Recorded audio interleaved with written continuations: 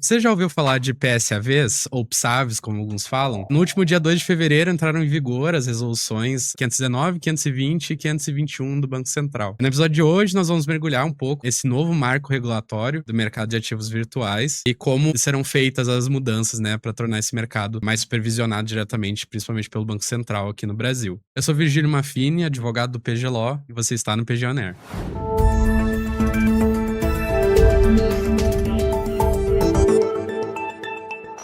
Nosso convidado de hoje é João Paulo Braun Guerra, também advogado do PG Law, com vasta experiência em ativos digitais, cripto e regulação bancária. O João tem acompanhado de perto as consultas públicas que originaram esse novo arcabouço e vai trazer uma visão prática sobre como essas novas normas impactam tanto as chamadas PSAVs novas e os bancos tradicionais que atuam nesse mercado. João, é um enorme prazer te ter aqui com a gente no PG On Air para tratar sobre esse tema. Prazer é todo meu, Virgílio. É um tema muito interessante, tá bem no momento, então acho que é muito legal ter essa iniciativa do escritório e poder falar um pouco sobre isso. E, bom, João, pra gente começar do ponto de partida, né? O termo PSAV agora é oficialmente adotado pelo Banco Central. Queria te pedir, né, para explicar pra gente o que define, né, uma prestadora de serviços de ativos virtuais e quais são as 3 modalidades de atuação agora que a Resolução 520 trouxe pra gente. Legal, Virgílio. Acho que é importante justamente essa palavra que você usou, né? Uma nomenclatura que foi adotada pelo Banco Central. Uhum. Porque quando a gente pensa em PSAV, na verdade, existe um tipo jurídico que foi criado pela Lei 14.478 de 2022. E esse tipo jurídico, ele carecia à época de regulamentação. A regulamentação veio com as resoluções do Banco Central, que foram publicadas em novembro de 2025, no final do ano passado, e que agora entraram em vigor. Então, o Banco Central adotou essa nomenclatura porque esse foi o tipo jurídico criado. Uhum. E aí, PSAV, tem algumas pessoas que chamam de PSAVs, acho que o mercado está aí adotando a melhor nomenclatura, né, uma melhor forma de falar a sigla, mas é prestadoras de serviços de ativos virtuais. Então, é uma sigla para esse nome, prestadora de serviços de ativos virtuais. E aí eu acho que antes da gente entender o que são essas prestadoras, a gente tem que entender o que a lei define como ativos virtuais. Tá. Então, para isso, eu retomo lá a Lei 14.478, no artigo 3º, e aí aqui eu vou pedir uma licença, porque eu acho que como esse tema é um tema que a gente está tentando analisar ele de forma prática, e como o Banco Central vai analisar isso, a gente tem que olhar a letra da lei. Então, acho que é mais interessante a gente ir juntos destrinchando esses artigos para que a gente consiga chegar nos conceitos. Claro. Então, quando a gente fala de ativo virtual, o artigo 3º ele fala que é uma representação digital de qualquer valor que pode ser negociada ou transferida por meios eletrônicos e utilizada para realização de pagamentos ou com propósito de investimentos. Então, é uma definição ampla, de certa forma, mas que determina balizas. O ativo virtual ele tem que ser representado digitalmente, ele pode ser negociado ou transferido por meios eletrônicos e ele pode ser utilizado para pagamentos ou para investimento. Então, você já tem aí esse conceito do que é ativos virtuais. E o artigo 3º, depois, ele exclui moeda nacional e moeda estrangeira, moeda eletrônica, instrumentos que provejam ao titular acessos a outros produtos ou serviços específicos, representação de ativos cuja emissão, escrituração, negociação ou liquidação esteja previsto em lei, por exemplo, valores mobiliários. Então, ele já exclui dinheiro, né, cash, ou a gente chama de moeda corrente, né, fiat money. Sim. Ele já tira moeda eletrônica também. Ele já tira os instrumentos de acesso e os valores mobiliários. Então, ativos virtuais, a gente tem esse ativo representado digitalmente para pagamento ou propósito de investimento. O que é isso? Criptomoedas que a gente tem, stablecoins, tudo isso entra nessa definição de ativos virtuais, que é uma definição mais ampla. E aí as prestadoras de serviços de ativos virtuais, aí então as PSAVs, elas vêm definidas no artigo 5º como uma pessoa jurídica que executa em nome de terceiros pelo menos um dos serviços de ativos virtuais entendidos como, e aí a lei começa a listar, troca de ativos virtuais e moeda nacional, então fazer essa troca, por exemplo, de reais por uma Bitcoin, por exemplo, ou por uma outra criptomoeda. Claro. Troca entre um ou mais ativos virtuais, então eu tenho uma Ethereum e eu vou comprar uma Bitcoin, eu tenho BRL, eu vou comprar uma USD, enfim, uma stablecoin. transferência de ativos virtuais. Então, eu tenho a minha carteira de ativos, que chama de wallet, né? Eu tenho a minha carteira e vou mudar para a sua, por exemplo, ou para a carteira de uma outra pessoa. Eu faço essa transferência.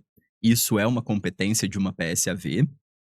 Custódia ou administração dos arquivos virtuais, aí eu vou explicar depois o que é essa custódia e intermediação, mais detalhes, mas então seria a guarda do acesso a esses ativos e a transferência desses ativos, né, intermediação da transferência, e participação em serviços financeiros e prestação de serviços. Então, basicamente, as PSAVs são as entidades que vão exercer os serviços relacionados aos criptoativos e às stablecoins e aos ativos virtuais de forma geral.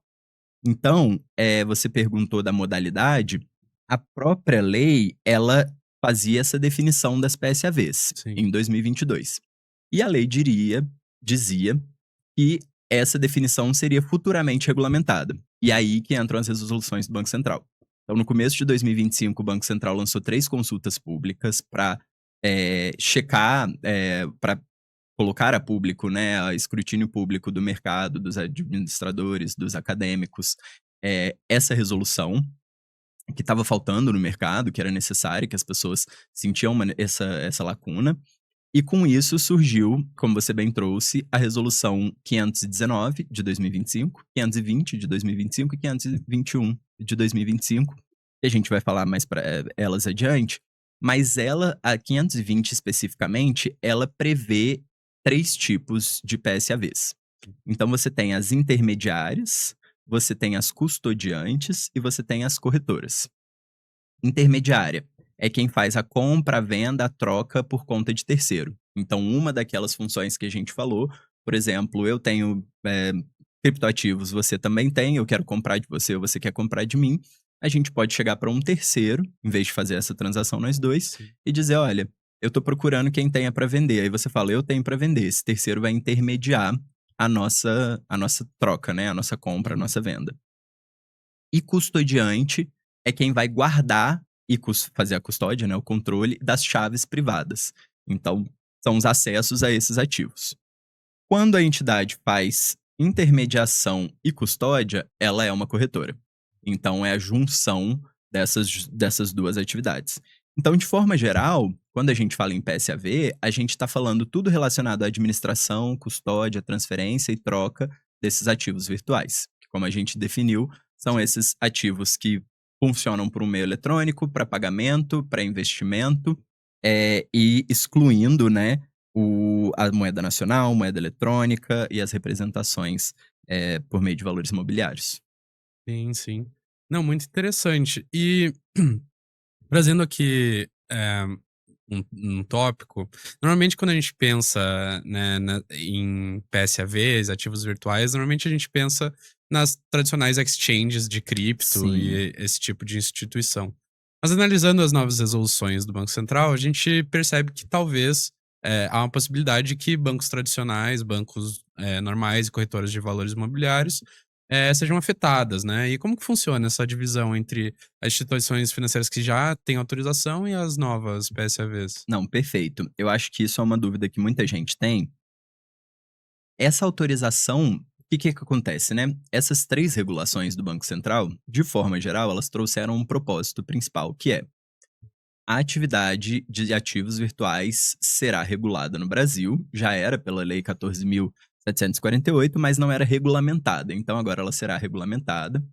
Isso é uma competência do Banco Central, que estava lá na lei, e o Banco Central vai exigir que essas entidades elas tenham uma autorização específica para isso. Sim. Ou seja, elas vão ter que fazer uma série de comprovações do porquê elas podem operar dentro dos requisitos do Banco Central, que a gente vai passar por eles hoje ao longo do episódio. Mas então muita gente pensava, então é uma nova empresa que eu tenho que criar com esse propósito específico? Sim. Não necessariamente. A regulação 519, a resolução 519, ela diz que novas empresas podem pedir, Uhum. mas instituições já reguladas também podem solicitar. Aí você não vai pedir uma autorização do zero para o Banco Central, você já tem uma autorização para operar, O que você vai ter é que comunicar ao Banco Central que você também quer operar como uma PSAV, também quer autorização do PSAV. Sim, E aí, para isso, você vai precisar adaptar os seus documentos regulatórios a essa atual atividade. sim. Então, por exemplo, se você já é uma instituição financeira, provavelmente boa parte dos requisitos você já vai estar cumprindo. Uhum, De capital mínimo, de política de prevenção à lavagem de dinheiro, isso tudo já vai estar check. claro. Então, você vai comunicar ao Banco Central e, eventualmente, mostrar que você está cumprindo tudo aquilo. Se você é uma instituição de pagamento que já passou dos limites da autorização do Banco Central e tem alguns desses documentos e quer também atuar como uma PSAV, aí você também comunica o Banco Central e apresenta os documentos que você, como Sim, instituição de pagamento, não tem necessariamente, mas que agora você vai passar a ter. Então, respondendo a sua pergunta de forma objetiva, não tem uma exclusão, não é só para claro. exchanges. As atuais empresas, as que já autorizadas, Sim, novas empresas, todas podem pedir essa autorização. claro, claro. E, bom, ficou muito clara a distinção e o parâmetro técnico eu vendo as resoluções que você já descreveu. Mas eu queria entender no dia a dia, qual seria a diferença prática, né, entre uma PSAV que atua apenas como intermediária e uma que atua como custodiante, né? E mais especificamente, qual a importância, né, da segregação de funções e de patrimônio, nesse modelo que está sendo adotado? Não, isso é muito importante. Eu vou começar pelo final, quando a gente fala de segregação de patrimônio. Claro. Qual que é a ideia aqui, e que é uma ideia que vem sendo agora trazida, foi agora eh, regulada com uma lei específica para instituições financeiras, para algumas instituições de pagamento, sobretudo com alguns escândalos que surgiram a partir disso. Segregação de patrimônio é você não pode misturar o patrimônio da empresa com o do cliente.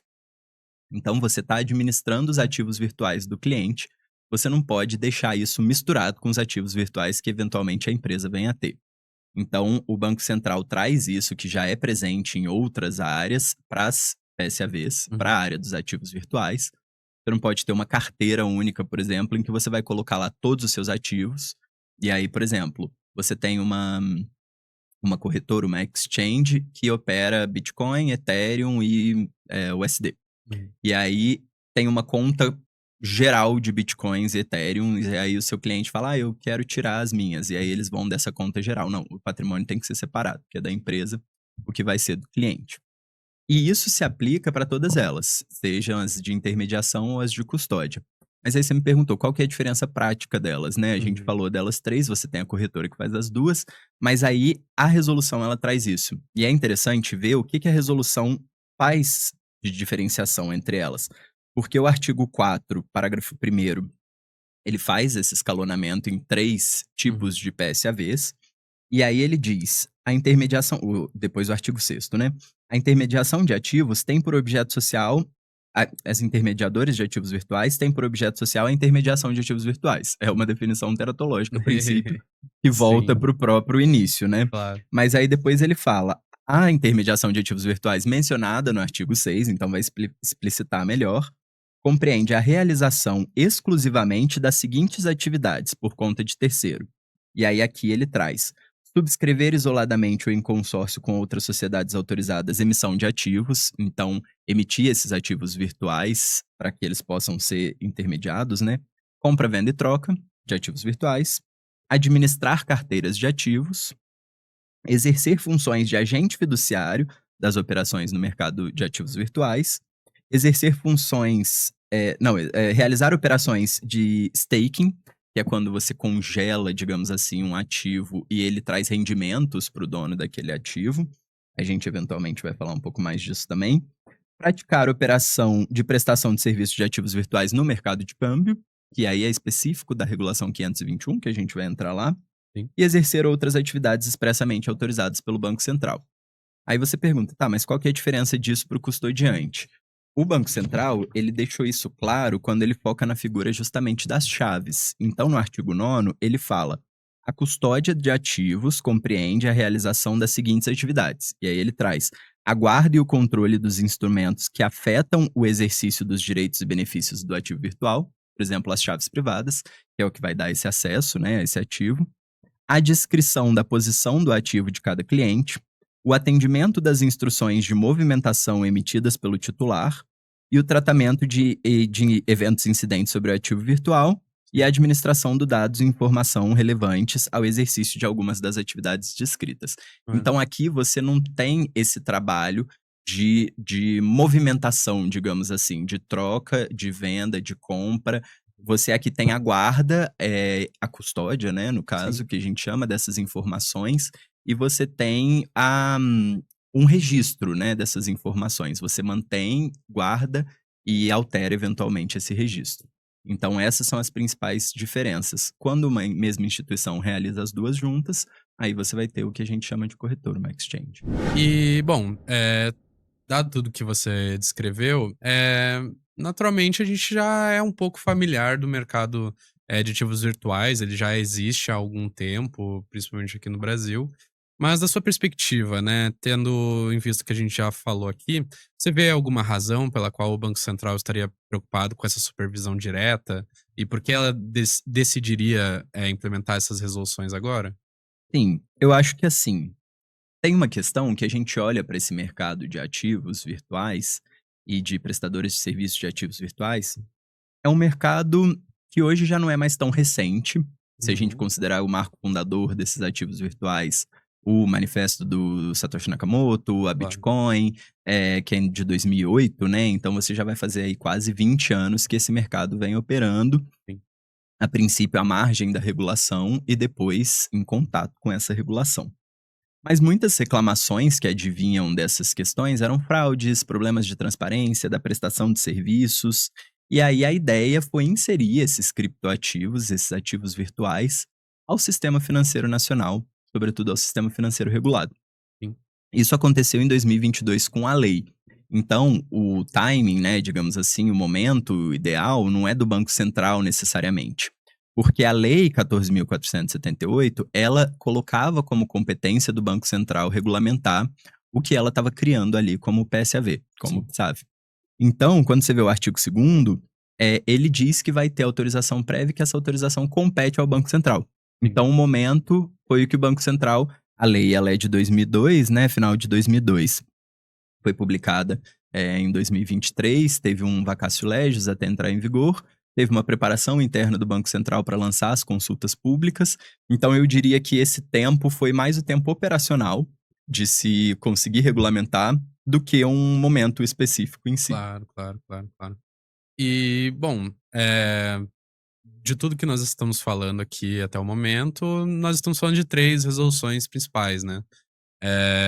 Nesse sentido, você poderia, nos dizer quais seriam as principais diferenças entre elas e em que sentidos elas se complementam Não, nesse assunto? perfeito. Eu acho que aqui eu vou me deter um pouco mais, Claro. porque aqui a gente vai falar de 3 resoluções Sim, sim. que, como você bem disse, são complementares, Uhum. mas que tratam de coisas específicas. Sim. Então, eu acho que, para a gente entender como surgem essas 3 resoluções, a gente tem que voltar novamente à Lei 14.478, Uhum. porque a lei, ela já traz questões que são muito importantes e que você deveria ter reguladas pelo Banco Central. Que é o que a gente falou e eu trouxe aqui as principais. A lei, ela fala que vai ter que ter uma autorização prévia, no artigo 2º. Sim. Ela faz a definição do ativo no artigo 3º e faz a definição de PSAV, de PSAV, no artigo 5º. O artigo 4º lista princípios que vão regular essa atividade.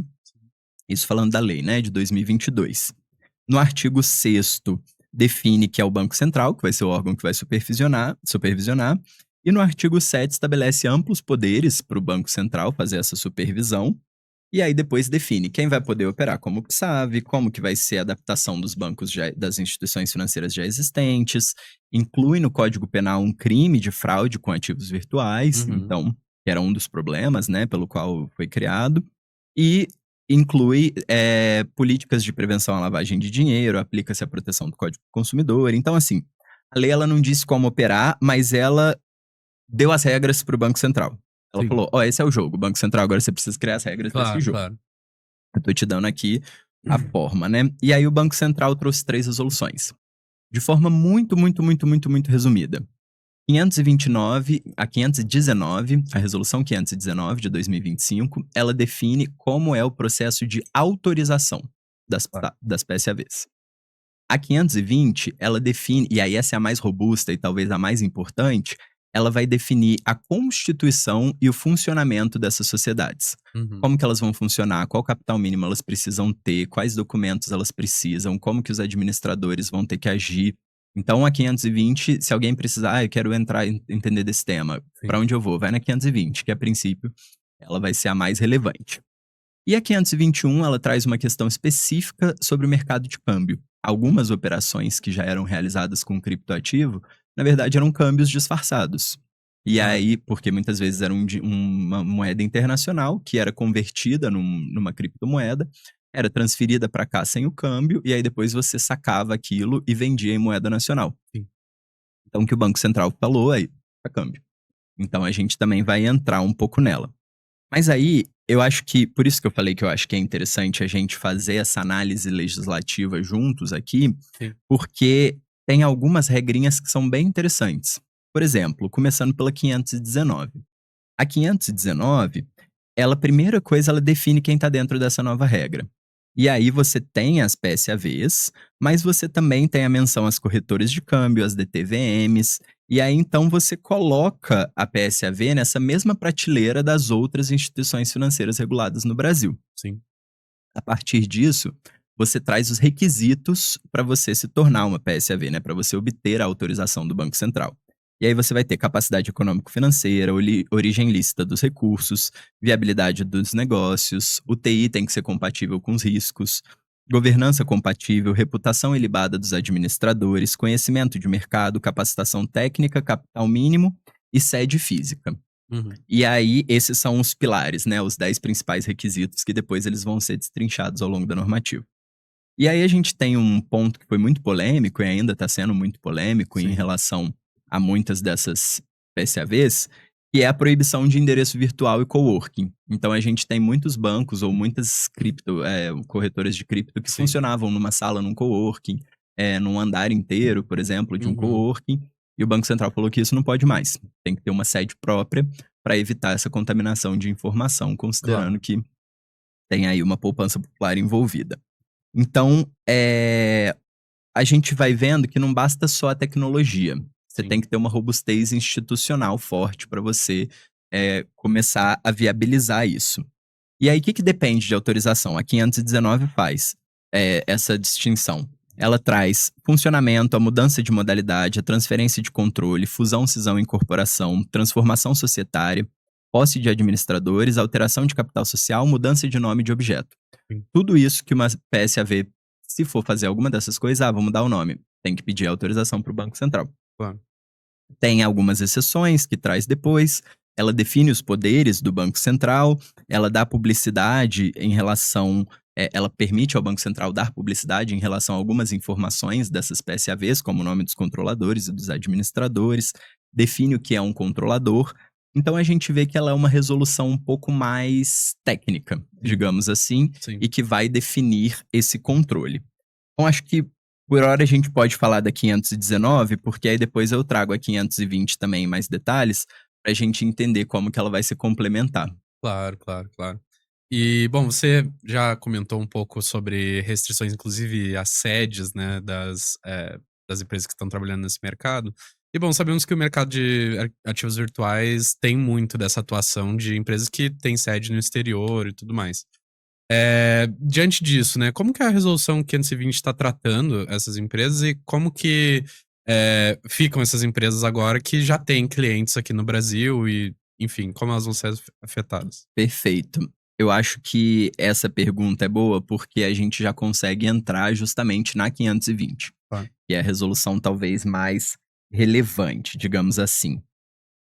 A 520, quando você olha para esse ponto em específico que você me perguntou, ela dá 270 dias Uhum. para a entidade transferir as suas operações e os seus clientes para uma entidade brasileira ou que já possuam esses clientes brasileiros, para uma entidade sediada no Brasil. Claro.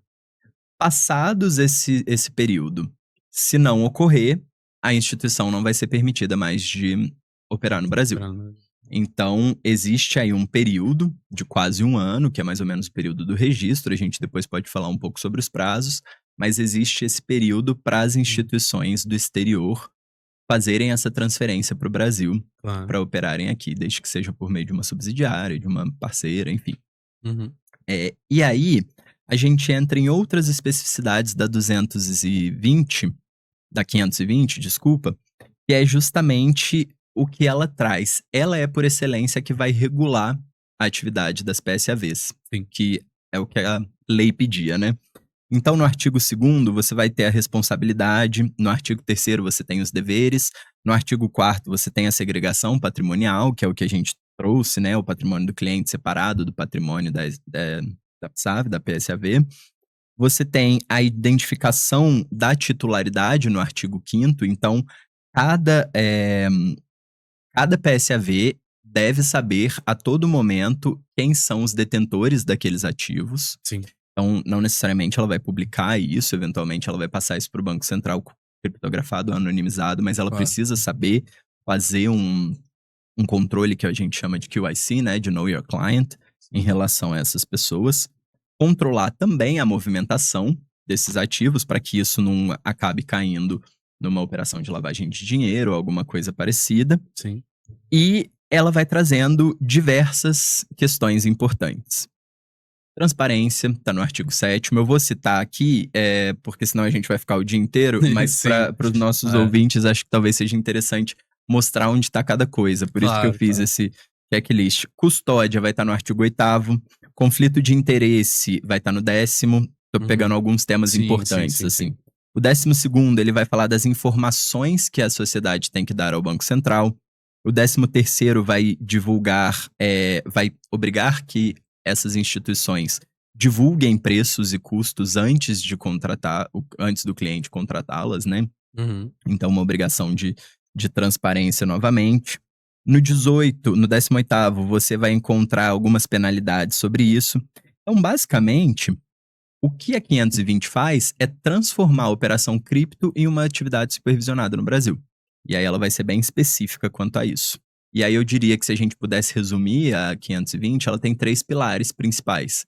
Ela tem um de custódia responsável, então ela torna essa atividade de custódia mais responsável, proteção ao cliente e rastreabilidade total desses ativos. Sim. Seja quem são os clientes, seja como os ativos vão funcionar.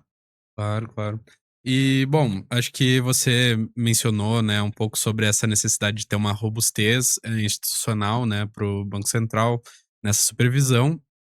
E analisando, né, as resoluções, a gente observa que o Banco Central tem sido um pouco mais cauteloso com relação à governança dessas entidades, né? Principalmente com relação à nomeação de administradores. Uhum. Você conseguiria explicar pra gente um pouco mais sobre quais novos requisitos estão sendo solicitados pelo Banco Central? O que tem sido discutido nesse sentido? Consigo. Eu também estou separando aqui os artigos, Claro, porque claro. o Banco Central ele traz de forma bem específica. Basicamente, o que precisa um administrador? O Banco Central ele define reputação ilibada, a probidade probidade do comportamento Claro. desse administrador. Mas não só isso. Ele precisa comprovar capacidade financeira, ele precisa comprovar capacidade técnica, ele Sim. precisa comprovar experiência na área. Uhum. Então, o Banco Central, ele traz tudo isso no artigo 11º. Primeiro, precisa ser residente no Brasil para cargos Sim. de direção, não pode estar impedido de exercer, isso é comum para todas as sociedades brasileiras, né? Impedido de exercer a administração. Não pode estar declarado inabilitado ou suspenso para esse exercício. Sim. Não pode ter seu nome sido objeto de prévia decisão de autorização. Então, se o Banco Central já negou o pedido com o administrador, você não pode colocar o nome dele de novo. Claro. E isso, muitas dessas coisas vão sendo trazidas na questão, nas capacidades desses Sim, administradores. Ele não pode estar falido, ou ter sido insolvente. Sim. Então, você tem todas essas questões dos administradores combinados com as questões já tradicionais do direito societário. E acho que passando, já ficou muito claro, mas passando para 521, que a gente já tratou um pouco antes, um ponto que chama um pouco de atenção é que algumas transferências e operações envolvendo cripto foram equiparadas ao mercado de câmbio, né? E nesse sentido, o que que muda, né, na prática com relação a transferências internacionais, uso de cartão no exterior? Isso tem algum efeito nessas Tem. transações? Não, tem, e eu acho que aí a gente completa a tríade das Claro, aham. resoluções. A gente falou da 529 na sua pergunta anterior, né, da 519, desculpa, na 520 a gente abordou agora, e agora é o momento talvez da gente abordar a 521, Sim. que é específica para essas operações de câmbio. Então, ela traz certas alterações na normativa de câmbio para incluir essas operações com criptoativos. Por quê? Já dei um exemplo aqui. Sim, Muitas vezes, essas operações elas eram tidas como câmbios disfarçados, sim, porque você usava para transferir uma moeda, para trocar uma moeda, sim. sem passar pelo câmbio tradicional. Então você podia usar uma, uma criptomoeda, fazia essa troca, depois você ia sacar ela aqui no Brasil, Uhum. sem pagar o IOF, sem Sim, passar pela regulação de câmbio, pela supervisão do Banco Central. Então o Banco Central falou assim: olha, tudo isso que eu vou falar agora é câmbio, sim. basicamente. E o que, que o Banco Central fala que é câmbio? Qualquer pagamento ou transferência internacional com ativos virtuais é câmbio. Sim. Então, se você for pagar alguma coisa num site com criptomoedas, um site, sei lá, da Nova Zelândia com uma Uhum. criptomoeda no Brasil, esse pagamento vai ser considerado câmbio pelo Banco Central. Qualquer transferência de ativo virtual para cliente prestador de serviço de ativos virtuais, para cumprimento de obrigação decorrente de uso de cartão internacional ou meio de pagamento, ou outro instrumento de pagamento. Então, por Sim. exemplo, você está fazendo uma viagem internacional, faz uma compra, e aí você vai fazer uma transferência para a operadora do cartão para pagar aquela compra. Essa transferência, se for feita com ativo virtual, isso também é câmbio. Então não Uhum. pode fugir aqui da normativa de câmbio. Transferência de ativo virtual de ou para carteira autocustodiada que não envolva pagamento ou transferência internacional com ativo virtual. O que é uma carteira autocustodiada? É quando você faz a própria custódia, você guarda a chave da sua carteira e você tem o monitoramento da sua carteira. Sim. Muitas vezes, isso poderia fugir do controle do Banco Central, considerando que é você na física, ou enfim, Claro, claro. uma empresa que está com a própria custódia. Mas essa carteira também, quando fizer essa transferência internacional, isso também vai ser taxado como câmbio. Não, taxado não no sentido de Sim. imposto, né? No sentido de ser reconhecido como Reconhecido. câmbio. Aham. E por fim, compra e venda ou troca de ativos virtuais referenciados em moeda fiduciária. Então, quando você fala de ativos virtuais referenciados em moeda fiduciária, está falando de um termo específico que a gente chama de stablecoins. Claro. E aí, nesse caso, essa compra e venda também vai ser entendida como câmbio pela 521. Sim, sim, sim. E, bom, sendo equiparada a câmbio, né, nos termos da 521, como que ficam, né, as prestadoras de serviços, a espécie AVs, que ainda não têm essa autorização para atuar no mercado de câmbio, mas que atuam no mercado de ativos virtuais? Ele tem algum limite de valor, algo do tipo, que está sendo imposto pelo Banco Tem. Central? Eu acho que isso talvez vai ser o que mais vai pegar de surpresa algumas das instituições, Sim. que muitas vezes vão olhar e falar assim: ah, mas eu não estou dentro dos requisitos de uma PSAV, eu não preciso fazer uma PSAV, porque eu faço um Uhum. serviço aqui incidental, é uma eventual troca, ou eu presto um serviço para uma PSAV, eu não preciso da licença. Só que não precisar da licença não significa que você não vai precisar operar como câmbio. Claro. Porque todas essas atividades que eu falei agora, de troca, de transferência, né, internacional, elas vão ser entendidas como câmbio. Então, essas empresas elas vão ter que se virar agora para esse mercado de câmbio que tem as Sim. suas regulamentações específicas, eventualmente vão ter umas autorizações ou licenças específicas. No caso das PSAVs, a regulação, a 521, ela determina um limite de US$ 100.000. Sim. Então, operações que constituam um valor que somem um valor menor que US$ 100.000 não vai precisar estar regulada como uma operação de câmbio por Câmbio. PSAV. Sim. Mas, por PSAV não, nessa regulação 521. Mas se em uma transação superar esse valor de US$ 100.000, quando você faz uma transação de ativos virtuais internacionais, aí você teria que operar dentro das normas da 521 e das normas de câmbio. Sim, sim, sim. E você mencionou, né, as stablecoins, já. E nesse sentido, as resoluções também tratam sobre isso, né? Acho que Banco Central tem adotado uma postura nova com relação a elas. E nesse sentido, você conseguiria explicar pra gente, né, o que que o BC estava tentando fazer com relação à restrição ao lastro, com relação a algoritmos, né, dessas stablecoins? Sim, não, eu acho que isso é um ponto interessante, porque é uma questão, relativamente concentrada na norma, Sim, mas que sim, ela traz uma mudança interessante, por quê? Stablecoins, quando a gente traduz esse nome, a gente já tem uma ideia, moedas estáveis. claro. Então, qual que é a ideia da moeda da stablecoin? Ela vai ser lastreada, referenciada em uma moeda fiduciária. Sim. Você cria um criptoativo, e aí você quer manter o valor desse criptoativo, e aí você vai colocar uma moeda de referência nele, seja o real, seja o dólar, enfim, várias, depende do lastro como vai ser, você Claro. vai ter uma referência para que essa moeda esteja um pouco mais estável. Só que o que acontece é que algumas stablecoins elas estavam sendo criadas com um lastro específico em outros algoritmos. Uhum. Então ela estava sendo lastreada em outros criptoativos desenvolvidos por outros algoritmos. E aí o Banco Central falou: não, é obrigatório que o lastro seja em moeda fiduciária, Sim. moeda fiat, que a gente chama. E aí, para isso, ativos que não têm esse lastro controlado, que seja controlado apenas por algoritmos, aí o Banco Central não aceita como stablecoin. Sim, sim, sim. E e nesse caso, né, de operações com carteiras que são custodiadas pela própria pessoa, né, como que as PSAVs elas têm essa como que elas vão atuar em identificar e verificar a origem, né, desses ativos que estão sendo transacionados? Não, isso também é uma outra questão que a gente até acabou já abordando, que é justamente considerando que você vai ter uma carteira autocustodiada, ou seja, não vai ter nenhuma PSAV que vai estar no meio fazendo essa Sim. essa essa organização, né. O que que eu vou tentar retomar uma carteira autocustodiada. A gente falou um pouco. O que que é aquilo? O próprio proprietário, ele vai deter o controle da chave.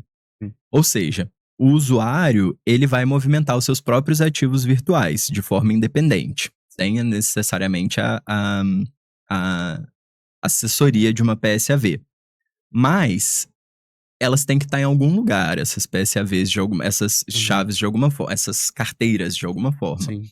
Então, quando elas estarem lá, mesmo que eu seja o custodiante, a PSAV vai ter que reportar quem é o proprietário daquela carteira Uhum. e vai ter que ter um processo documentado para verificar a origem daqueles recursos e o destino dos ativos nessas transações. Sim. Então, por mais que ela não detenha a custódia da minha chave, né, o acesso, por mais que eu possa fazer essa transferência, sempre que for entrar na carteira, a PSAV no qual eu tenho essa carteira, ela é obrigada a manter documentos para verificar a origem e o destino E o final desses destino final. recursos, além do proprietário. Claro, claro. E, bom, com essas novas resoluções, né, a gente estava falando um pouco sobre, como isso pode estar pegando algumas empresas de surpresa, principalmente aquelas que já estão atuando nesse mercado. O Banco Central ele está estipulando algum prazo para que seja protocolado o pedido de autorização para funcionar como uma PSAV, para aquelas empresas que já estão atuando no mercado de ativos virtuais? E o que acontece, né, se não for protocolado esse Não, pedido? excelente. Acho que essa é o que todo mundo quer É, claro, saber, né. mas É, tem o prazo de 30 de outubro de 2026. sim. Então o que a gente tem é que em novembro foram publicadas essas regulações, em fevereiro elas entraram em vigor, e até outubro você tem o prazo para mandar o pedido, e eventualmente você vai ter 30 dias ali, de recurso para até novembro fazer alguns ajustes, enfim. Claro. A forma como isso vai ser analisado ainda não está tão claro, Uhum. os critérios de análise do Banco Central, mas é uma coisa que está sendo desenvolvida e que está em conversa no mercado. O que que acontece se eu não fizer, ou se eu fizer o pedido, mas ele for negado?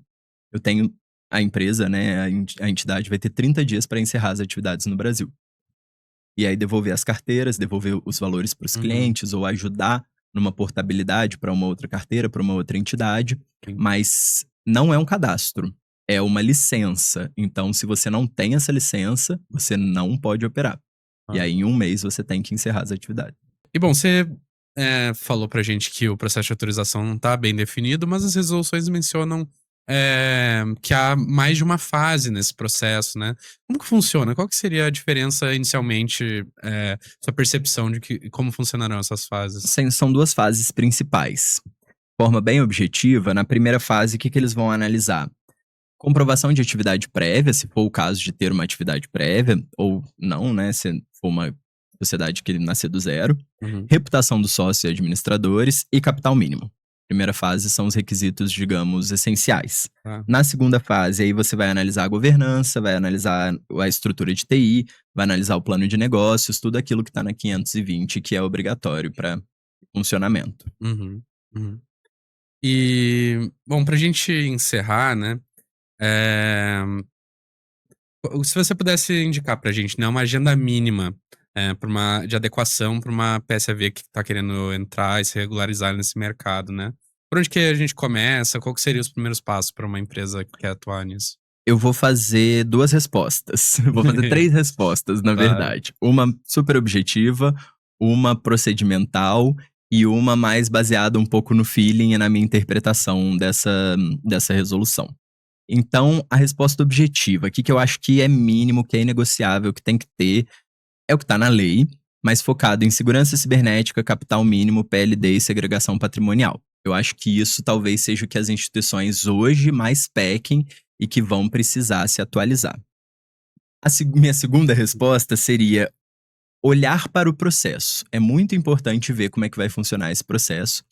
E eu, pelo menos, tenho no escritório, a gente tem pensado muito nisso, de como desenvolver esse processo. Uma primeira fase seria o desenho regulatório, então olhar a regulação Uhum. e ver o que vai se aplicar ou não para a atividade. Uma segunda fase é a fase de esboço de documentos, então ver o que já tem que vai ser adaptado ou ver o que precisa ser criado do zero. Uma terceira fase, um pedido de autorização e acompanhamento com o Banco Central. Então é a interface em si com o Banco Central. E agora, a terceira análise, essa um pouco mais objetiva, são alguns pontos relevantes que eu destaco da regulação de forma geral, que ficam aqui como certas provocações, mas também como certas sínteses do que a gente discutiu. Eu já falei, a autorização ela não é um cadastro, ela é uma licença prudencial, então você precisa disso para operar. E isso você vai encontrar na Lei 14.478 e na Resolução 519. Sim. E aí eu vou também citar aqui os artigos específicos, porque eu acho que para quem está ouvindo fica mais fácil de ir lá entender a norma, né? O Banco Central vai olhar quem manda na empresa, os sócios e os administradores. E esse olhar, né, eu falo aqui de forma mais coloquial, Sim. mas vai ser uma supervisão bem estrita, então tá lá no artigo 2º, parágrafo 1º e no parágrafo 7º da Resolução 519, o que vai ter que precisar, o que os administradores e os sócios precisam, vai desde capacidade econômica da pessoa física Sim. até capacidade técnica, probidade, enfim. Fundos não podem ser controladores, é uma questão que a gente acabou não falando, mas o artigo 7º da Resolução 519 define que fundos não podem fazer não pode fazer o controle de uma PSAV. Uhum. Endereço virtual e coworking não é sede. Então, Sim. essa é a polêmica do artigo 2º, parágrafo 6º, mas o Banco Central já definiu que não é. Tem muitas perguntas, mas e se eu tiver um andar inteiro? Aí até responderam no evento, se você tiver um andar inteiro, você tem dinheiro para comprar Claro. uma sede própria. Com certeza. O regulador, ele também vai aprovar os administradores e todas aquelas questões que a gente falou, de alteração de contrato social, Sim. enfim, isso está no artigo 3º da 519. O ativo do cliente não é o ativo da empresa, então separação patrimonial, que está no 520, artigo 4, isso acho que ficou bem claro. Cada ativo virtual tem um dono e a PSAV precisa saber quem é esse dono, então é aquilo que a gente falou em relação a 520, você precisa saber o proprietário do ativo, a origem e o destino dele. Terceirização para outras empresas não transfere responsabilidade, então isso é interessante porque o risco regulatório permanece. Se tem uma parte que é PSAV e eu vou passar para outra empresa fazer essa atividade de PSAV, eu continuo com risco, esse risco não vai ser transferido só para essa empresa. Parte do mercado de cripto virou mercado de câmbio, então é o que a gente falou da 521. Algumas operações com ativos financeiros internacionais vão ser vistas como câmbio. Autocustódia também entra no radar, então é aquilo que a gente falou. Vai ter que observar quem são os proprietários dos ativos, origem, destino. Operações internacionais vão ter aquele limite que a gente falou dos US$ 100.000 Uhum. de câmbio, né? Então, para Sim. ser considerado câmbio, tem que passar de US$ 100.000. E a PSAV, ela vai virar uma reportante do Banco Central, ou seja, as obrigações elas não acabam agora, né? Uhum. Na autorização. Eh, Você continua precisando reportar ao Banco Central, inclusive essa autorização ela pode ser revista. Então o Banco Central ele pode voltar atrás se mudar alguma coisa, Claro. né? Obviamente que não vai ter um autoritarismo grande do Banco Central, eu imagino que não, mas essa autorização existe uma disposição, que é o artigo 17, e diz que ela pode ser revista pelo Banco Central. Acho que esses eram os bullet points principais à guisa de conclusão. Nossa, muito legal. É, pelo que você trouxe, parece que os dias, da falta de supervisão nesse mercado estão chegando ao fim. A regulação traz custos, mas enfim, é uma etapa necessária para a maturidade desse mercado, né, aqui no Brasil. Eu concordo. É. Obrigado, João, pela sua participação e obrigado a todos que acompanharam aqui o episódio de hoje do PG On Air. Não esqueça de seguir a gente nas nossas redes sociais, ativar as notificações. Nós nos vemos no próximo episódio. Até mais.